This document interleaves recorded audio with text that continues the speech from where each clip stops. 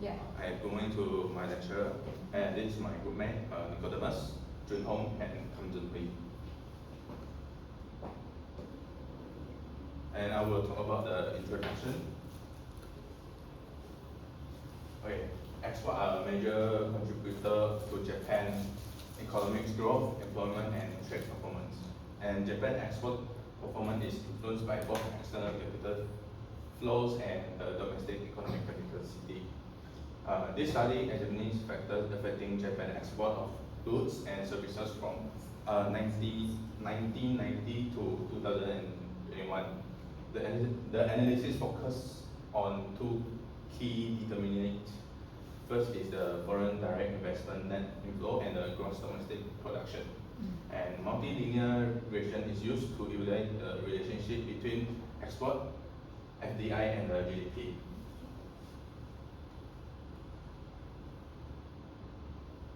And the theory for the foreign direct investment net inflow, FDI provide a capital, advanced technology, managerial expertise, and access to the international market. And multinational companies establish production facilities that promote export-oriented activities. FDI also improves the productivity and the competitiveness of the local firms through knowledge and technology transfer.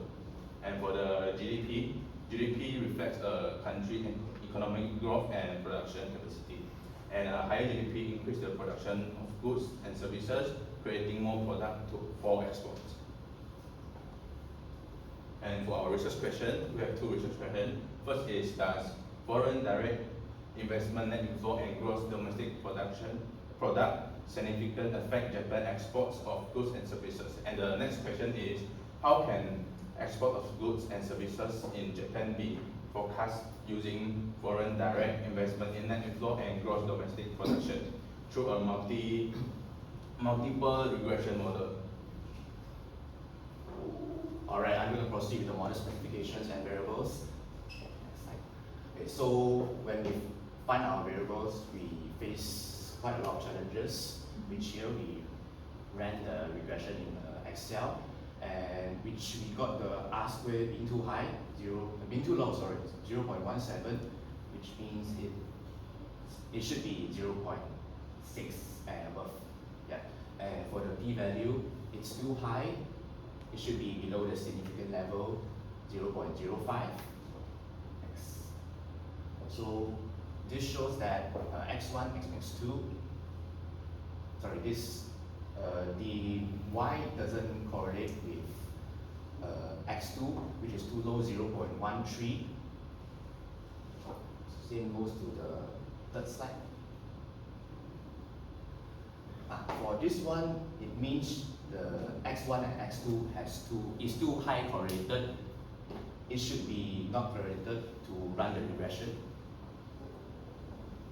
And the general multiple regression model is here in below. After we sub in our variables, this is the combination model we have. And I'm going to talk a little bit about the description here.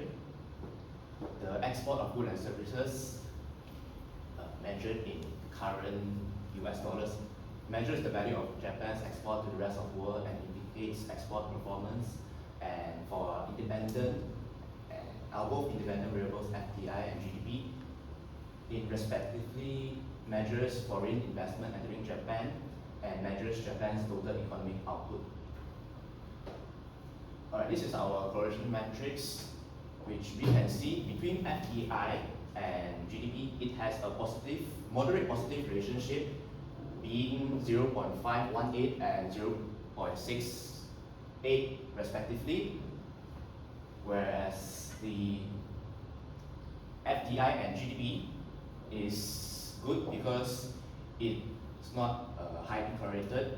In fact, it is relatively low, 0.147, which means it has no relationship and no multi-correlated issue occur between the few variables. Right, so before we run our regression, we expect the signs of our independent variables to be both positive y, because when the export increases, a foreign country brings management expertise, it also brings technology transfer to their country that invests, and therefore the country that they invest, the country will increase their productivity, and therefore the firms in that country will be able to produce more goods and services to the international market. Whereas the GDP also, we expect it to be positive because when GDP increases, it means a greater economic output and a higher production capacity, which then the firms can be able to produce more goods and services to other countries. And in fact, after we ran our regression, we definitely got the FDI and GDP being positive, as you can see here, and it is also below the significant level, 0.05. But before that, I'll talk about our y-intercept first. So our y-intercept is negative 37941 billion, which is also below significant level. The y-intercept is the prediction of exports when FDI and GDP are zero. However, this has limited practical meaning because in real life, GDP and the FDI of a country cannot be negative. It doesn't match the real world integrations. And for our here, the FDI owning GDP concern, which means assuming the GDP does not change, which doesn't affect the FDI, $1 US increase in FDI associates with increases exports by 5.87 US dollars. On the other hand, the same theory, assuming the FDI is constant, which is not changed, being fixed, $1 US increases in GDP, and GDP is associated with increases of exports by 0.198 US dollar. And this is the theory, same goes with the last slide that I talked about, so I'm not going to mention it again. It's pretty much the same theory. Yeah. So now we will explain 4.01, which is data sort and descriptive statistics. Okay, we get the data from World Bank Open Data, and the country we select to analyze is Japan, starting from 1990 to 2021. So it's total 32 observations. This is our descriptive statistics table. Have a look. Okay, now look at the trends for export and GDP. Export average was about 649 billion, with value ranging from 320 billion up to 923 billion. The last standard deviation tells that the export volumes were quite unstable and fluctuated from year to year over the 32 years period. For GDP, the average was 4.82 trillion, growing steadily from 3.19 trillion to 6.27 trillion. Compared to FDI exports, the GDP is much less volatile, indicating that Japan maintained a relatively stable economic performance. Okay. The average of FDI was 12.41 billion, which means we have a positive capital inflow overall. But the minimum value of negative 2.4 billion shows that there were years when capital actually flowed out of the country. With a standard deviation of 15 billion, which is large compared to the average, FDI shows a very unstable and inconsistency over the time. Now I'll move on to the 5.0, which is key model results. This is also our model summary statistics, and we focus on 4 things, which are R-squared, adjusted R, and standard error of estimate. Okay. The multiple R is equals to 0.801, which demonstrate a strong positive relationship between exports and other independent variables. FDI and GDP are closely linked to Japan export performance in our study period. Next, standard error of estimate was about 127.65 billion. This shows the average difference between actual values and what our model predicts. While this figure looks large, but it's reasonable given to Japan total export scale running into hundreds of billions dollars of US annually. Now, we look to R squared and this is R squared, which tell us the changes in exports.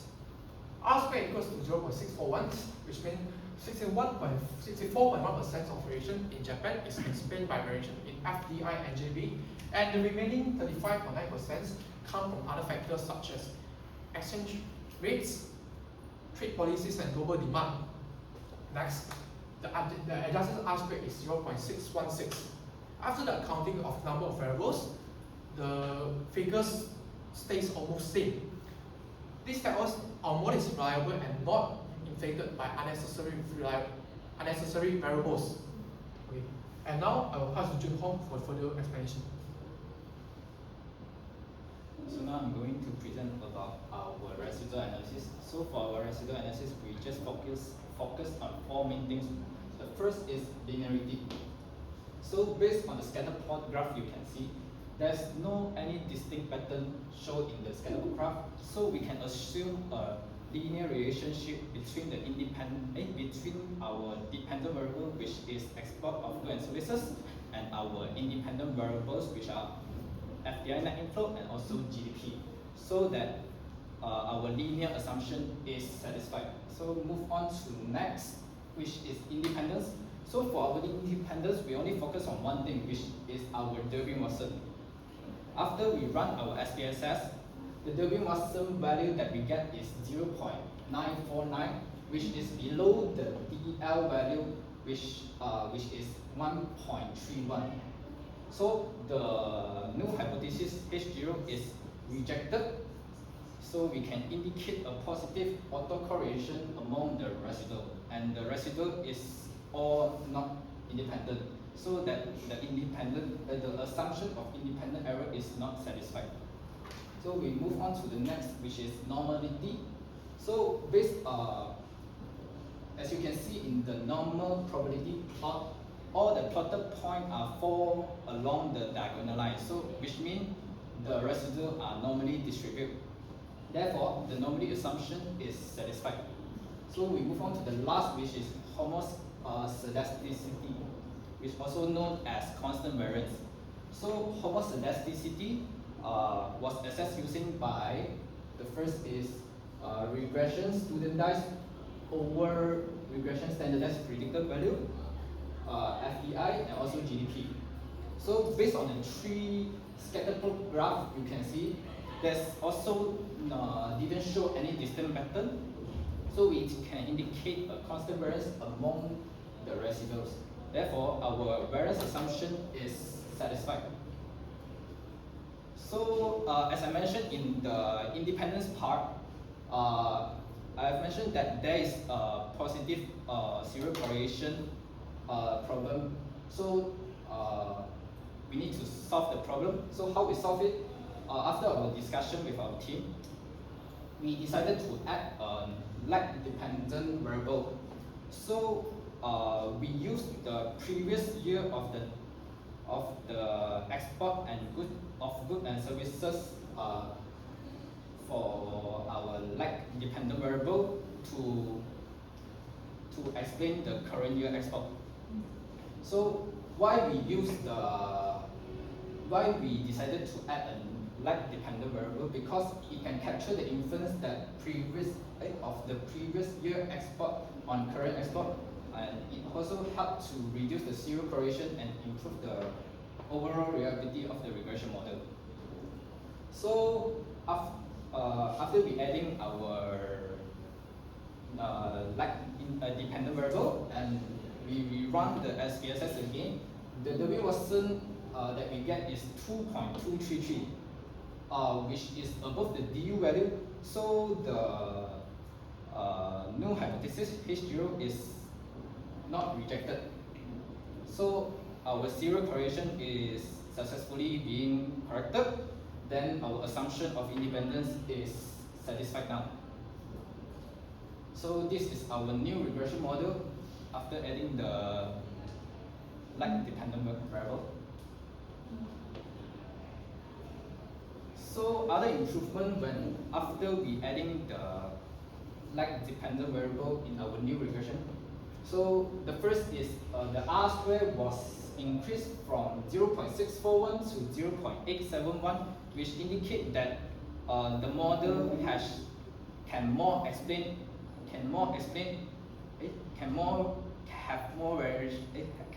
explain on variation of the Japan export. The next is adjusted R square. So the original adjusted R square was 0.1616 and increased to 0.857, which indicate a better model fit. The last one is the standard error. So the standard error was decreased from 127.65 billion to 75.83 billion, which indicate that the model we use now is more accurate for prediction compared to the original model. So now I'm going to pass it to Mus for the conclusion. Right. So based on our research question we presented in the first few slides, and we now confirm that FDI and GDP have a positive and statistically significant impact on the Japan's export of goods and services. And the initial model that we found, as Jun Hong just explained, it showed a positive zero correlation, and the lag term method successfully corrected it, and not only it increases the W1 to 2.233, it also increased the R squared and the standard error, which makes it even reliable for interpreting the relationship between GDP, FDI, and exports. And that's all for our presentation. Thank you. Okay, good. Okay, can I go to your slides? First, I think first few slides are missing.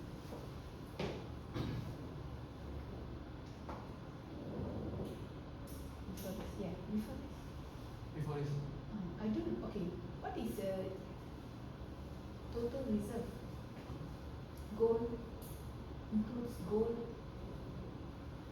FDI is your what FDI is our Y. at first? Like this is the we test several variables before The test. few variables we test to see if the regression is. So you have to get FDI first Ah. as your Y. So And the then? first we put our Y as FDF, Mm. then And then? we put the total reserve as our X1 and GDP as our X2. Okay, and then? But the total reserve didn't show any correlation with With the FDI.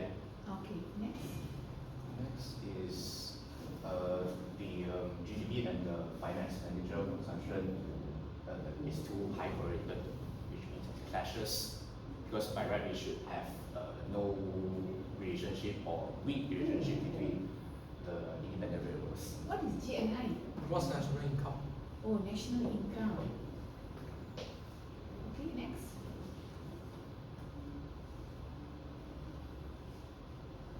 So, and then you suddenly come with this. After we ran few researchers and we had some theory. Oh, because I don't see the flow lah. Because maybe I was expecting like maybe you have your export, maybe you have X1, X2, X3, and then you remove your Or X3 like that.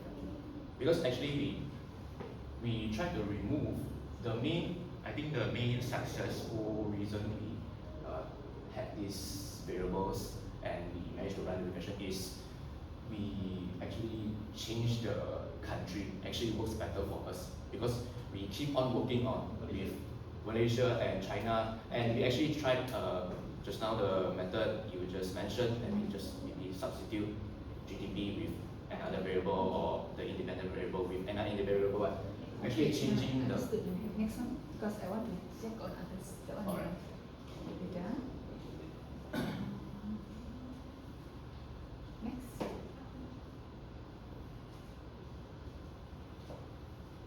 you're getting both positive, right? Ah, This is what we expect at Yeah. first.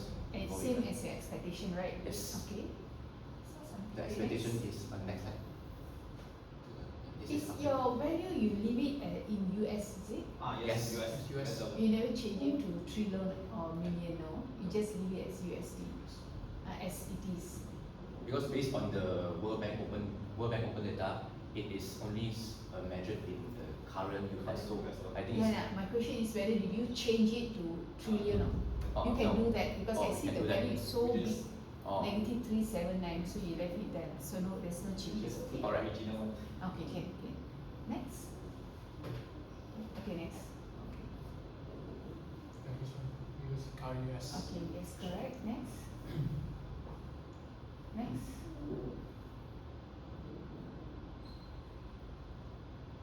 What? How do you tell the standard deviation is large? Because I don't see a comparison. It's export alone. So what? How do you determine that standard deviation is large? Why you say 206 is large? This one is in billion. I mean, you have changed your data, right? You have. Oh, you are telling in billion. Okay. this one we yeah. Okay. So why do you think your standard deviation is large? This one.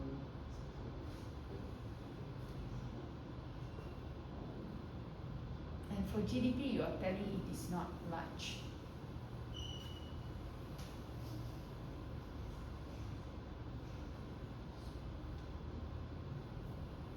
The gap between the minimum and maximum. The gap between minimum and The minimum maximum. is 320 and the maximum 923. And the 206 is very large compared to these figures measured to the maximum. And it's a large instability. It's quite unstable.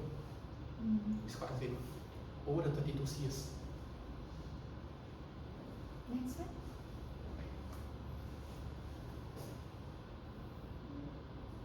And you can see this is negative 2.4, which is proving that it's very high volatility and inconsistency. And FDI is very unstable and inconsistent in 15 million and 12 million average is very close. this one. Because usually, oh, you mean 50 million? You have 15 billion and your average is only 12 billion, right? Because usually when the standard deviation, if the standard deviation is higher than MPI, it means it's highly volatile through our research. Actually, there's a formula for you to see whether it is.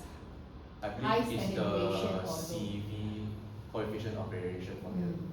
We use that to see whether it's highly large or small. Or we use the Because we are not comparing that. You have same two data that you can say, okay, this is small, this is small. It's individual, right? You're not, you just FDI and your value is high. No? You're not comparing between two data. So actually you can use, as you said, standard deviation divided by your mean coefficient, then you see that it's high. There's some percentage lah. Okay, never mind, good. Okay, so your model is concluded to be a good model, right? Just because after it's more better after the Okay. zero correlation from Do you think R squared is always a good indication to select a good model? Your R squared, if your R squared is high, do you think that it's a good indication for you to select a model? Actually, is one of them, but I'm not saying that it's the like you can The just indicator. based on this because standard error is also like important because it can predict, it can help you to indicate the what If it whether is- the prediction is accurate or not. Other than that? The p-value significant level, P-values, huh? the expected science p. Can I see the model before the letter?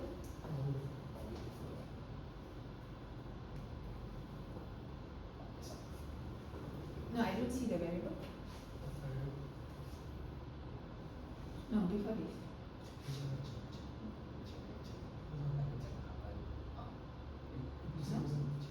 The ANOVA. This one. Before that, just now you show me.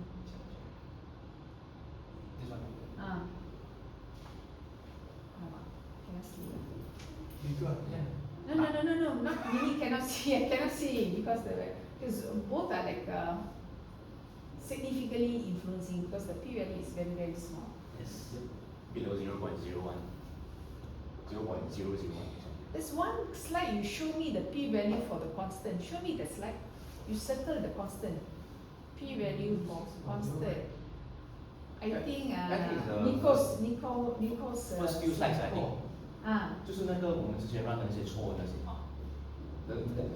This goes to the same thing. Before this. Yeah, before This one, our research. Betul ke that one? Yeah, because this one is 0.24, it's higher than the p value. Yeah, that is for your intercept. Why are you looking at the intercept? Huh? You should never look at the p value for intercept. Intercept is 8. Why are you changing the slide? Leave it here. Is the concept wrong? P value is only for the variable, right? Why are you looking into the intercept? You know, you understand or not? What I'm asking. I think I do wrong in my images. Nico, I've never teach you to interpret p value for intercept, isn't The it? intercept is not the indicator. It's just your always your variable. Oh, 也是这样那个。 just ignore this one. I still this one. Because this one is still this one. It still doesn't make it good for our model. Yeah, your model, you see your significant F test. You should highlight that 0.07. So this one is a winner. You look at that, then you go down to your p value. Your model is not correct already. Okay? That's why I asked you whether you always look at R square or not. Okay? Okay, good. Basically, you understand what's happening. Good. Thank you. Okay. Okay, that's all. Anyways, That's all.